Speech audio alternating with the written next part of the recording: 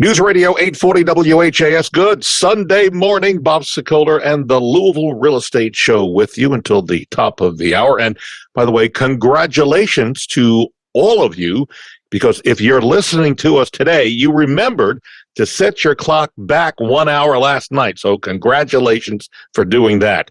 For those of you who didn't, well, you missed a great show. The Federal Reserve did exactly what we were expecting. We're going to talk about that right off the top and then go into more of your questions. First, let me introduce the folks who are joining us on today's show. First, we've got Lee Harris, legal counsel over at Limestone Title and Escrow. And you can give Lee a call on her cell phone. This is really her cell phone, 649-7964.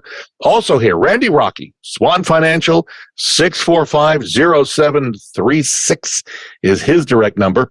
Also here, one of our new sponsors, and we're thrilled to have him here. I've known this guy for maybe it's 10 years now, Jay. Jay Kraft with Aqualock, and he's a good guy. He does a lot of great stuff, and we'll talk a little bit about that as we move into the questions for him. And you can reach Jay at 495-9450. And, of course, my son Greg, who does our marketing, photography, and so much more. And you can reach me if you're thinking about selling a home this year, next year, or beyond. Free consultation. We can just talk, decide what's best for you. 376-5483. Oh, there's no fee involved at all. 376-5483. All right. As I mentioned, the Fed did exactly what the market expected, raising its key short-term interest rates this past Wednesday by 0.75 of a point. It's the fourth consecutive time, and wouldn't you know it, the Dow was up almost 300 points almost immediately following the Fed's decision. So, Randy, what does this mean? And I know you got to give out your NMLL, whatever number, but what is this going to mean for buyers? Are we going to see rates going up to 8%? NMLS number 26362. I don't think so. I think what they are trying to do is just slow down the housing market. But I think they're at a scenario that, okay, we're in the low sevens, but we do have a 5-year arm, 5-1 arm that is at 5.25, APR 6.92, that people are really jumping on is the 5-1 arm. You have to have 10% down in that situation, so a little bit more down payment. But I don't think that we're going to see rates move up much at all. So, back up again. So the key effective rate that people need to zero in on is 5.25, 5.1 arm, a 5-year fixed arm. 5-year. So we have 5 years to read. Yeah, we have 5 years to, and if rates drop, obviously there's no prepay penalty. So we can get them out of that arm and get them into a long-term fixed rate. We have not used adjustable rate mortgages in years. Yeah, but it does give you 5 years to play with it. So, and let me ask you. This. Let me just. I know we rarely ever play the other side. We always play the positives. Let me just be the devil's advocate. If somebody were to do a 5-1 arm, Randy, and we see things going to the opposite, and something happens globally, whatever the case may be, tinfoil hat people. Could you then refi and go into a 30-year fix or something like that and cap your, if you think, if you were thinking that things were going the other way and hesitant about a 5-1 and say, okay, what happens at the end of 5? Where are we in our world and the economy in 5 years? So we can't just negate that. But I just want to say, can you, if you think the world is sliding out underneath you, can you refi the opposite way and say, okay, things are going up. I may want to take that route. Yeah, he said yes. And then so absolutely, we'll give Randy's number out in a bit, and we've got other questions for you. So let's get right into all these questions here. This one is going over to Lee. Morgan says his trick or treat night, Lee, this past week was anything but a trick or a treat. He found bushes outside his front door had been smashed. When he went to the doorbell camera, he looked at the video and he noticed one set of trick-or-treaters deliberately stomping his bushes. He thinks he knows who the boys are, but he's not sure. And he doesn't want to accuse anybody if they're not guilty. He's wondering, how would you suggest he proceed? Well, Morgan, I'm sorry to hear that. But I would say that you need to contact your local police department, have them come over, give them a copy of the Ring doorbell video or let them see the Ring doorbell video and make a report. and then you can, of course, tell them who you think it might be, and they can certainly question that person or those persons. If it isn't them, then they can, I don't know how much of an investigation they're really going to do, but certainly you have it on record, and they can investigate and try to find out who did this damage. And if it is proven that it's who has done it, then you certainly are entitled to have your bushes put back in their condition. There's restitution that could be done. Were they destroyed, Bob? Does it say if they were destroyed or they were? He found them damaged. I don't think he goes into detail, but it definitely was prompted an email. Well, my point is, if he thinks he knew who the kids were, and let's just say you could file a police report and go that route, but try to bake the apple pie. If you know who the kids are, maybe you approach the parents and say, hey, I've got this Ring video. Yeah. Your kids may have been involved because, listen, the police have other pressing matters, and they're short-handed as it is. Just saying, we have family that are LMPD, and that's one route to go, certainly. But with the apple pie route, we always that's a good point. Here, if he can identify it, he doesn't want to create problems where there may not be one. But chances are, if you've got the Ring doorbell and you can identify it wasn't, you think they may not have been so random. Yep. Yeah. All right, we're moving forward. By the way, you can read about the reviews for our Sokoler team on Zillow or Google. If you're interested, go to LouisvilleZillow.com or LouisvilleGoogle.com.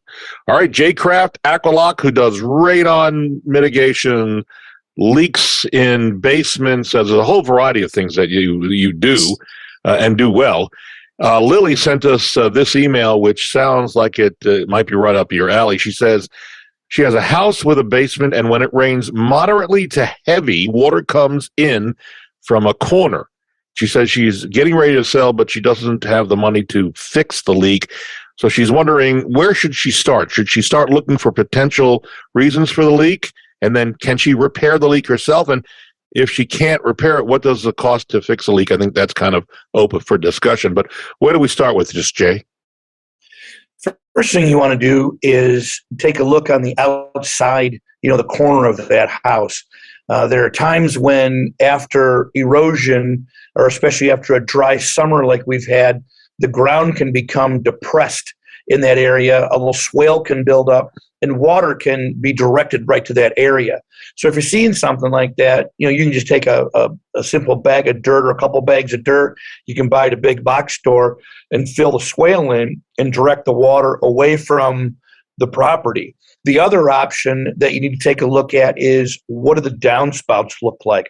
A lot of times right now, leaves are falling. There's leaves everywhere, and they clog the gutters up. We don't think about it until it's too late or until something like this has happened. You want to make sure that all of your downspouts and your eaves are clean and free and clear so water can travel through them. And then lastly with that is that the downspout extends away from the home. It's really easy to go and buy a $8, $9, $10 downspout extension and have that downspout extension, 3, 4, 5 feet away from the home, so that water will travel away from your foundation. That is probably the number one recommendation I make to most people that I see. After that, if the water is continuing to come in, you're probably looking at a repair. The only reason I don't recommend people doing it themselves is there's absolutely no warranty that's involved. When selling your house, you want to be able to transfer a warranty. So just an idea quickly, Jay, costs involved for repairing leak. And again, it could be a variety of things, right? Let's just say a crack in the wall.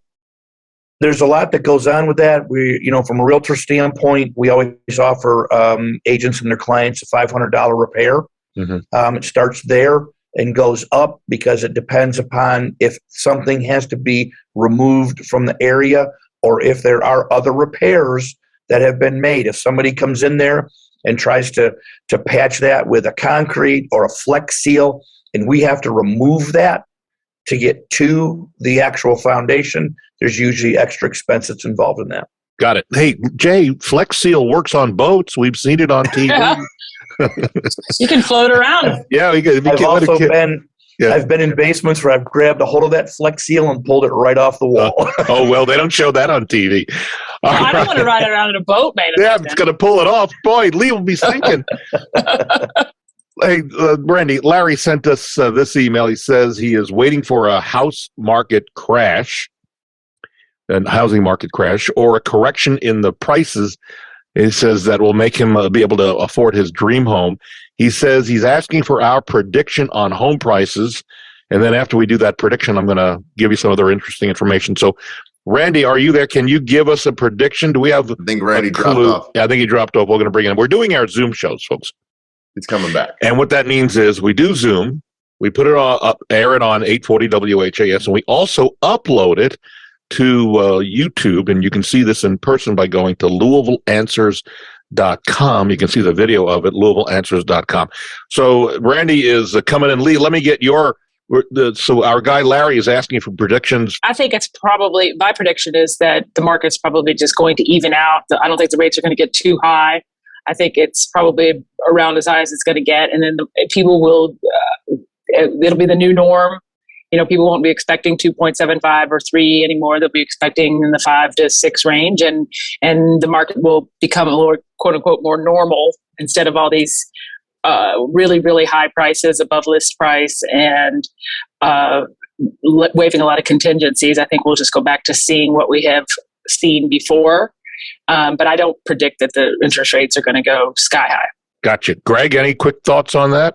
Yeah, I mean, I think I agree with Lee. I think things are evening out. I hear a lot of people asking that question. What's your prediction? I'm like, well, things are kind of getting back to normal. Before COVID, people weren't moving because they were making tons of money at once on their home because interest rates were dropping and values were skyrocketing and they could go somewhere else and there was inventory. Now we have no inventory still, very low inventory historically, and rates are getting higher, but we still see the wheels moving. We still get calls from people that need to move for real reasons, job relocations, family issues, whatever the things may be. There are still things that are always going to happen in the market. Jay, how about you, Jay? Any thoughts on your end, just as an observer? Yeah, I like what Greg was saying about being insulated, and I'm still seeing all kinds of new homeowners and people selling. We're going out and doing a lot of radon testing because folks are selling and making those crack repairs. It's constant. From my standpoint, I really think it's going to depend on what happens with the election. We are going to take a break. When we come back, more of your questions with us. We've got Randy Rocky. At least he's trying to get back in on our Zoom meeting over at Swan Financial, 6450736.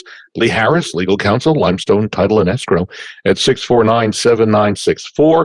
Also here, Jay Kraft from Aqualock. They do a great job with leaks, radon mitigation. And you can reach Jay and his staff at 502-495-9450. And if, of course, my son Greg, who does our photography and marketing, and you can reach me if you're thinking about listing or selling your home or buying a home. We've got agents ready to help as well. Bob Sokoler, 376-5483. We'll be right back on News Radio 840 WHAS. News Radio 840 WHAS, the Louisville Real Estate Show with you till the top of the hour. Continuing with us, we've got Lee Harris, legal counsel, Limestone Title and Escrow at 6497964. Also with us, Randy Rocky from Swan Financial. He's still trying to dial in from his Zoom location for our Zoom show. You can reach Randy and Swan at 6450736. And Lee, listen, I gave Lee, I gave Randy, and then we have Jay Kraft, who does our one of our newest sponsors with Aqualock. You can reach Jay at 502-495-9450. And my son Greg does our marketing photography, and you can reach me if you're thinking of buying or selling at 376-5483. I think we're just about reestablished communication with Mr. Rocky. I'm going to go to Lee for this next question, and we'll try to make sure we got Randy ready to go on the next question. Lee, Bonnie sent us an email marked urgent.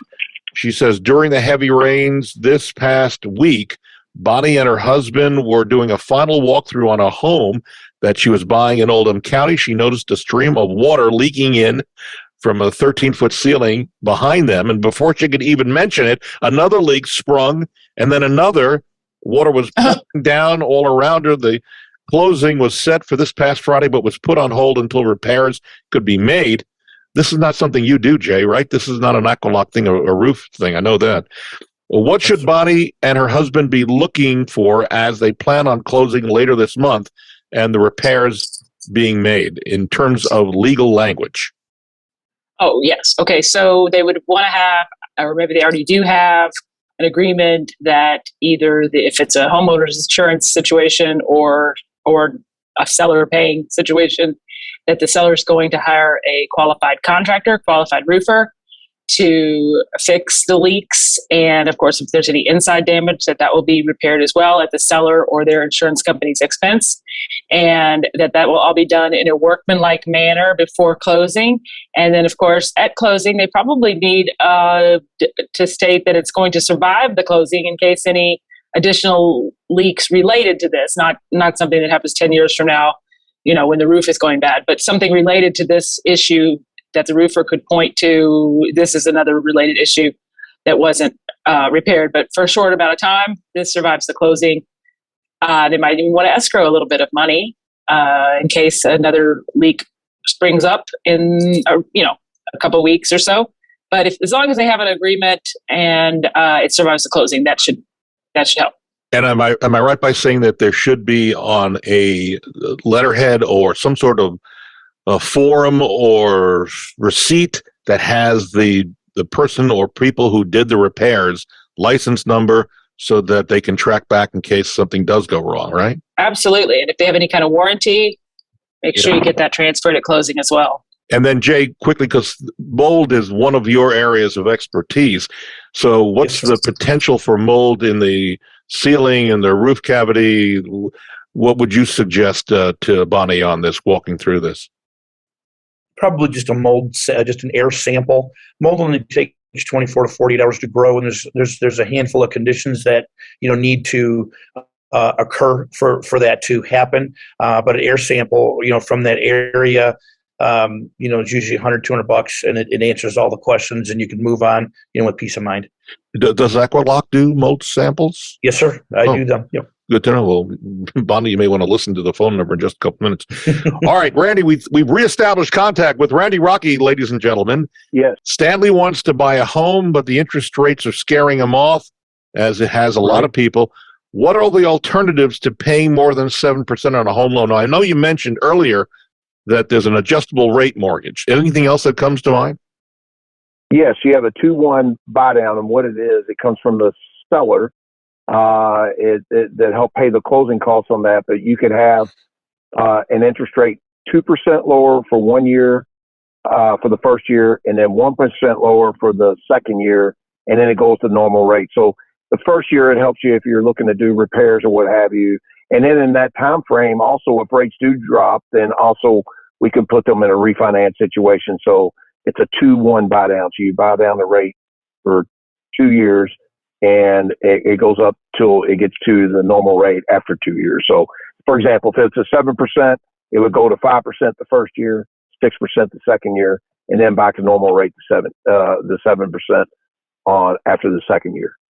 One quick question we asked everybody their thoughts for down the road, what interest rates would hit before things come back down again. And you have any thoughts on what you're hearing? Yeah, I think they peaked. I do. I think where we're going to be, and we might be here for a little bit, but I think we're going to start seeing some relief on that. But, as Greg mentioned, there's just not much inventory. So I really still believe that the housing market is going to go up through this, an average of 3% to 4%, because there's just not any inventory. 3.9 million people want homes. So to me right now is the best time to buy. I really believe that, because now you're getting people are having more trouble selling homes, as you well know, Bob. They're staying on the market a little bit longer. So this is a great buyer's opportunity right now, in my opinion. And you can always refinance down the road. All right. Yes. So Fanny sent us this email. She doesn't have a whole lot of money, but she wanted to buy a home. Her aunt generously offered to pay the $5,000 deposit called for in the contract, but as it turns out, the brokerage that her agent works for never noticed that the aunt never sent the money to them. It was only at the closing that everyone discovered that the aunt had reneged on that offer to pay $5,000 as a deposit. Because Fanny couldn't come up with the balance, she couldn't close, which enraged the seller. So, and right now this just happened, and Fanny's wondering, any suggestions? Everyone is threatening to sue everyone else right now. Lee, tough one. Well, yeah, that is a tough one. I'm assuming that you're in Louisville. If you are, then you probably used a Louisville Realtors contract, and it talks about the deposit and the earnest money and how you're going to pay for to finance your home. And one of those things is that the obtaining of this earnest money is not a contingency in the contract. So if you say I'm going to get $5,000, then it's almost like you're saying, the $5,000 is guaranteed to show up, because it's not a contingency to get a gift from your aunt, or it's not a contingency to get an equity line of credit to get the money, or it's not 100% financing where you wouldn't have $5,000 to be credited at closing. So, really there's a lot of, there could be some liability there for you as the buyer, but if you did not do this intentionally or fraudulently or what have you, and it can be shown that the aunt just, she just decided not to do it, or she forgot to do it, or whatever the case may be, and now she's not willing to make good on that. I don't know that there's a lot that the seller can do, because if you don't have the money, you don't have the money to close. So they certainly can't make you perform if you don't have enough.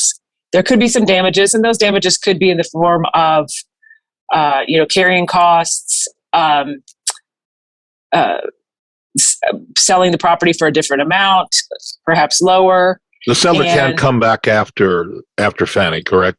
If he wanted or she wanted, right? Yeah. Because it's not a contingency. Yeah. So if you do another deal, make it so that if you don't have the money in hand, your earnest money or your deposit or your down payment or whatever it might be is contingent. That was going to be my question, is anybody else, is the brokerage liable because they didn't receive and insures the agent liable because they didn't insure and receive monitor that earnest money deposit? And usually, is it not that the contract is void if that is not received within 3 days, right? Within 3 days. The seller can void the contract, or they can seek damages. If the broker or agent realize that they didn't receive the money in within 3 days. Yeah. Right. So you could essentially go after everybody at that point. As far if you're the seller, you could go after whoever's in the room if you want. Yeah. Yeah. All right. We have time, I think, for one more question, and we're going to try to get this in for Jay. So Elon, I hope it wasn't Elon Musk. I think he's busy. Busy. He's been very busy with his newest acquisition at Twitter. Elon bought his home 8 years ago and never had a radon test. And we always tell everybody, even if you don't have a basement, if you got a sub or on a slab, you might want to consider a radon test. I know. He's now selling his home, and the buyers did a radon test that came in at 4.1 picocuries. He's wondering, is there a chance that the radon test is wrong? Can a radon test vary? Is it worth it for him to have another radon test, Jay? All good questions. All great questions, Bob. The first question I would have for the tester is the machine certified? To keep our standards up, we have to have the machines recertified every year. If the machine is not certified, then by all means, I would want another test. If another test is taken anyway and the machine is certified, you then add the two together and divide by 2, and that becomes your new number. So even if you do that, the chances of dropping it below 3.9 become unlikely unless you get a large number or a big variance in there. If the variance is larger than the difference, both tests are a wash, and you have to test a third time. Oh. I've never heard that. Lee, have you ever heard that before when it comes down to radon testing? That's a new one for me. Well, it makes sense, right? I mean, and the variances can be caused by what? Drafts in the air, because it would mean that the test is null and void because that mixture of air and radon was disturbed and not designed for how the test was made to read. And that's why we always try to tell, and the inspectors generally do, keep this door shut or they try to put it in an area where it's going to be least disturbed.